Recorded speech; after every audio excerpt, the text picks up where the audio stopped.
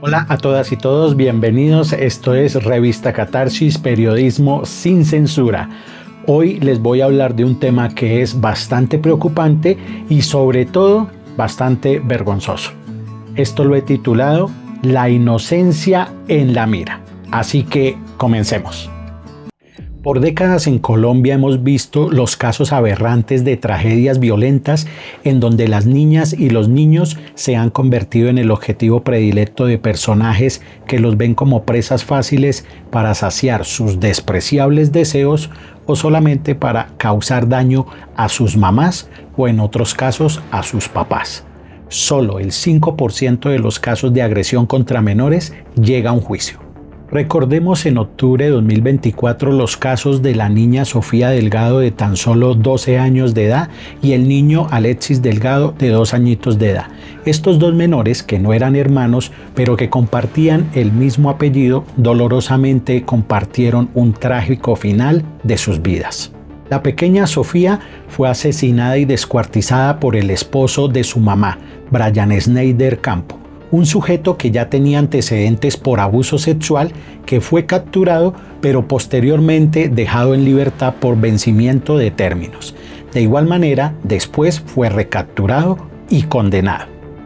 Por su parte, el pequeño Alexis fue abusado, torturado y asesinado por el esposo de su tía, es decir, por un familiar suyo, por su tío político, Carlos Steven Herrán, quien fue condenado a 56 años y 6 meses de prisión.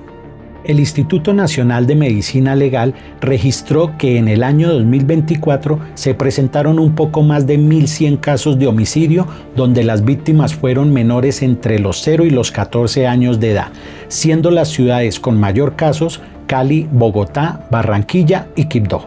En el mes de julio de 2025, los casos de las bebés Amaya Montoya Cardona y Antonella López Torres, ambas niñas de 2 añitos de edad, dos inocentes pequeñitas que empezaban su vida y les fue arrebatada por personas que convivían con ellas. La niña Amaya Montoya falleció a causa de las agresiones físicas, hematomas en su cabecita, extremidades y tronco, además por abuso sexual. Mariana Cardona Gómez, de 25 años de edad, madre de la pequeña, y el padrastro de la niña, Darwin Steven Arango Aguirre, de 23 años, ambos fueron los responsables de estos hechos. En el otro caso, Silvia Torres, una joven madre de 22 años, atacó a su pequeña hija Antonella López Torres con arma blanca, causándole la muerte en la ciudad de Manizales. En el mes de septiembre de 2025, Cristian Alexis González Gallego, este sujeto al parecer perteneciente a la estructura criminal de los mondongueros y conocido con el alias de Lámpara, acabó a golpes con la vida del pequeño Nairkel Botía, de tan solo 4 años de edad, en la ciudad de Medellín. En 2025, el número de homicidios de menores ascendió a un poco más de 1.300 casos y las ciudades capitales con mayor número de estos homicidios son igualmente Cali, Bogotá, Barranquilla, Neiva y Quibdó. En el primer trimestre del año 2026 se han registrado 93 homicidios y de igual manera las ciudades con mayores números de casos son Cali, Bogotá, Barranquilla y Quibdó. Es decir, entre 2024, 2025 y 2026, Medicina Legal ha registrado cerca de 2.600 homicidios en donde las víctimas son menores entre los 0 y los 14 años de edad, algo realmente escandaloso y vergonzoso. Si en la sociedad colombiana existen personas capaces de acabar con la vida de sus propios familiares y estos familiares son niños, esta desgraciadamente es una sociedad muy enferma. Pero para colmo, la justicia en Colombia, en el país del Sagrado Corazón, beneficia más al victimario que a la víctima, donde ser niña o niño se convirtió en un peligro latente. Ya hemos visto cómo familiares, sacerdotes, miembros de la fuerza pública, docentes, deportistas, etc., en casi todas las facetas de la vida, por llamarlo de algún modo, existen personas que se han convertido en pedófilos, pederastas, asesinos y que muestran esa conducta del delincuente psicópata. En este punto, lo que se evidencia es que para el aparato judicial del Estado, estos casos no son ninguna prioridad en los que se deba impartir la justicia que piden a gritos las víctimas que sufren estas tragedias. Y si pasamos al campo político, los actores políticos son precisamente eso, actores. Porque la realidad es que estos casos solo les importa si cerca hay unas elecciones para de manera oportunista, cínica y descarada, ahí sí, mostrar su indignación y rechazo.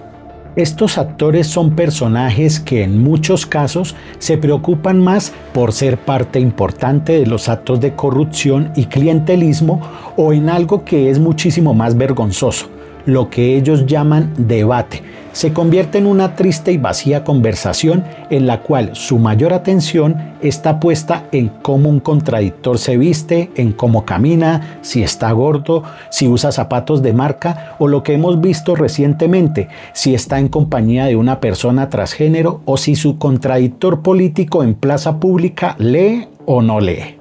Lo único cierto y verdadero, pero triste, es que los casos en que se ha, si se puede decir, impartido justicia ha sido por la presión social, por el rechazo y la reacción de la ciudadanía por medio de protestas y marchas. Eso está bien, porque todos los ciudadanos tenemos la responsabilidad de proteger y cuidar a nuestros niños y a nuestras niñas, pero lastimosamente eso no es lo que piensan quienes hacen parte de las instituciones y de los gobiernos que supuestamente representan al Estado colombiano.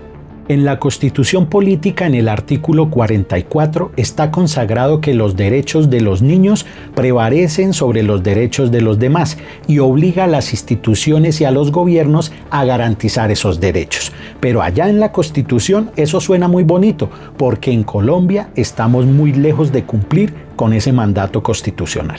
Entonces, tristemente, en Colombia, si la justicia, si los gobiernos y la sociedad no reaccionamos para proteger a nuestras niñas y a nuestros niños, seguiremos en las futuras generaciones viendo cómo siguen cometiéndose estos casos aberrantes de abuso, maltrato, tortura y asesinato contra las niñas y los niños. Pero lo que es peor, cada vez con mayor sevicia y sin ninguna muestra de dolor y arrepentimiento por parte de sus perpetradores y con una justicia miope en donde se dilatan los procesos enviando el mensaje erróneo que la niñez no es lo más importante en este país. Si les gustó este contenido, por favor denle me gusta, suscríbanse al canal y compartan con sus familiares y amigos, así nos apoyan y nos ayudan a crecer. Somos Revista Catarsis, periodismo sin censura. Soy el Javi Bonilla, nos vemos en otro momento. Muchas gracias. Chao.